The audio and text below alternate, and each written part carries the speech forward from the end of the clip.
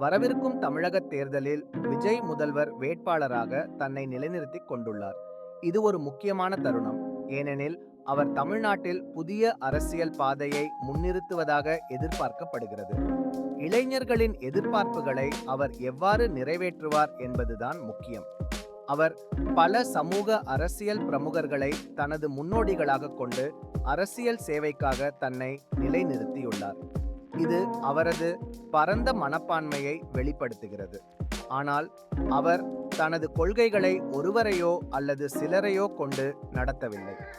இதனால் அவர் மக்களின் எதிர்பார்ப்புகளை புரிந்து கொள்வதில் மிகவும் திறமையானவர் எனலாம். எம்ஜிஆர் தன்னை அடிப்படை சீர்திருத்தவாதியாக உருவகப்படுத்திக் கொண்டார்.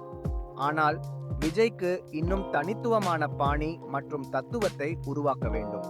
தமிழ்நாட்டின் முன்னாள் பாஜக தலைவரான அண்ணாமலை மக்களின் கவனத்தை ஈர்த்தார். ஆனால் விஜய் இதை எப்படி கையாள்வார் என்பதுதான் சுவாரஸ்யம். அவர் தனது வரவிருக்கும் பிரச்சாரங்களில் கவனம் செலுத்தி பயனுள்ளதாக மாற்றுவார் என்று நம்புகிறேன். சினிமாவில் அவர் வெற்றி பெற்றது போல அரசியலிலும் அதே வெற்றியை அடையலாம்.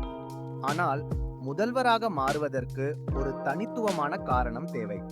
அதை அவர் தெளிவாக வெளிப்படுத்த வேண்டும். அவர் ஒரு நேர்த்தியான மிடுக்கான உடல் தோற்றத்தையும் காட்ட வேண்டும். அரசாங்கத்தில் அவரது அணுகுமுறை திறமையானதாகவும் ஊழல் இல்லாததாகவும் இருக்க வேண்டும். அவரது தோற்றம் இதனை பிரதிபலிக்க வேண்டும். நேர்த்தியாக உடையணிந்து சுத்தமாக சவரம் செய்து கூடங்களில் தோன்ற வேண்டும். சவரம் செய்த முகம் இளைஞர்களை ஈர்க்கும்.